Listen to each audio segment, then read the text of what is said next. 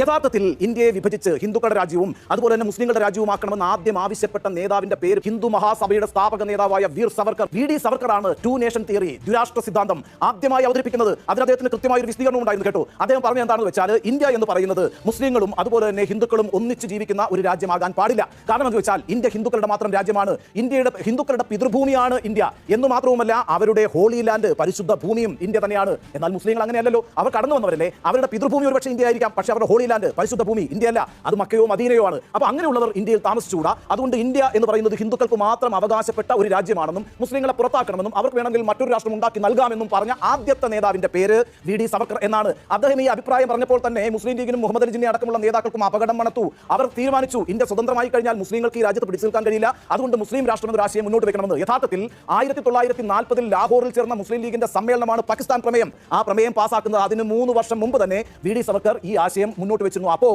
നമ്മൾ ഈ പറയുന്ന മുഹമ്മദ് അലി ജിന്നയെ മാത്രം ഓർത്താൽ പോരല്ലോ. കാരണം ഇന്ത്യ വിഭജിക്കപ്പെടുന്നതിന്റെ പ്രധാന ഉത്തരവാദികൾ ഒരാൾ ജിന്നയായിരിക്കുമ്പോൾ മറുവശത്ത് വി.ഡി. സവർക്കറും ആ ചരിത്രം നമ്മൾ കാണാതെ പോകരുത്. പക്ഷേ അതറിയാത്തവരല്ല നരേന്ദ്രമോദിയും അതുപോലെ തന്നെ ആർലേക്കറും. അവർക്ക് കൃത്യമായി ചരിത്രബോധമുണ്ട്. എന്നിട്ട് കൂടിയും എന്തുകൊണ്ടാണ് ഓഗസ്റ്റ് 14 വിഭജനത്തിന്റെ ദുരന്തങ്ങളെ അനുസ്മരിക്കുന്ന ഒരു ദിവസമായിട്ട് ആചരിക്കണം എന്നവർ ആവശ്യപ്പെടുന്നത്? നോക്കൂ, RSS ഇന്ത്യയിൽ ഒരു പുതിയ ചരിത്രം നിർമ്മിക്കാനാണ് ശ്രമിച്ചുകൊണ്ടിരിക്കുന്നത്.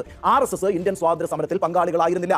1925 RSS സ്ഥാപിതമാകുന്നത്. അവരുടെ ലക്ഷ്യമെന്ന് പറയുന്നത് ഒരു ഹിന്ദു ദേശീയതയായിരുന്നു, ഹിന്ദു രാഷ്ട്രമായിരുന്നു. എന്നാൽ ഇന്ത്യൻ നാഷണൽ കോൺഗ്രസ് നേതൃത്വം കൊടുത്ത ഇന്ത്യൻ സ്വാതന്ത്ര്യ സമര പ്രസ്ഥാനം എന്ന് പറയുന്നത് രാജ്യത്തെ എല്ലാ മതവിഭാഗങ്ങൾക്കും രാജ്യത്തെ എല്ലാ ജാതി വിഭാഗങ്ങൾക്കും ഒരുപോലെ സ്വാതന്ത്ര്യം കിട്ടണമെന്ന ആശയത്തെയാണ് മുന്നോട്ട് വെച്ചത്. അതിന്റെ ഭാഗമായിട്ടാണ് സമരവുമായി അവർ തെരുവിലിറങ്ങിയത്, ബ്രിട്ടീഷ് സാമ്രാജ്യത്തിനെതിരായിട്ട് പോരാടിയത്. ആ പോരാട്ടത്തിന്റെ ഭാഗമാകാൻ RSS തയ്യാറല്ലായിരുന്നു. കാരണം RSSന്റെ ലക്ഷ്യവും ഇന്ത്യൻ സ്വാതന്ത്ര്യ സമര പ്രസ്ഥാനത്തിന്റെ ലക്ഷ്യവും രണ്ടും രണ്ടായിരുന്നു. ഇന്ത്യൻ സ്വാതന്ത്ര്യ സമരം ഒരു മതേതര ജനാധിപത്യ ഇന്ത്യയെ രൂപീകരിക്കാൻ ശ്രമിക്കുമ്പോൾ RSS ഭാവന ചെയ്തതാകട്ടെ ഒരു ഹിന്ദു രാഷ്ട്രത്തെയായിരുന്നു. അതുകൊണ്ട് തന്നെ ഇന്ത്യൻ സ്വാതന്ത്ര്യ സമരത്തിൽ പങ്കാളികളാകാൻ RSSന് കഴിയുമായിരുന്നില്ല, അവർ പങ്കെടുത്തിട്ടുമില്ല. പക്ഷേ സ്വാതന്ത്ര്യ സമരത്തിന്റെ വാർഷികം ആഘോഷിക്കുമ്പോൾ അതിന്റെ മുതൽക്കൂട്ടാകുന്നത് അതിന്റെ ഗുണഭോക്താക്കളാകുന്നത് ഇന്ത്യൻ നാഷണൽ കോൺഗ്രസ് ആണ്. എപ്പോഴും ഇന്ത്യൻ നാഷണൽ കോൺഗ്രസിന്റെ ഏറ്റവും ശക്തമായ മൂലധനമാണ് ഇന്ത്യയുടെ സ്വാതന്ത്ര്യ സമര ചരിത്രം എന്ന് പറയുന്നത്. അപ്പോൾ ആ മൂലധനത്തെ തന്നെ അറ്റാക്ക് ചെയ്യണമെങ്കിൽ അതിന്റെ തൊട്ടു തലേന്ന് ഒരു വലിയ വിഭജനം ഈ രാജ്യം അഭിമുഖീകരിച്ചുവെന്നും ആ വിഭജനത്തിന്റെ ഉത്തരവാദികൾ ഇന്ത്യൻ നാഷണൽ കോൺഗ്രസ് ആണെന്നും വരുത്തി തീർക്കേണ്ടതുണ്ട്.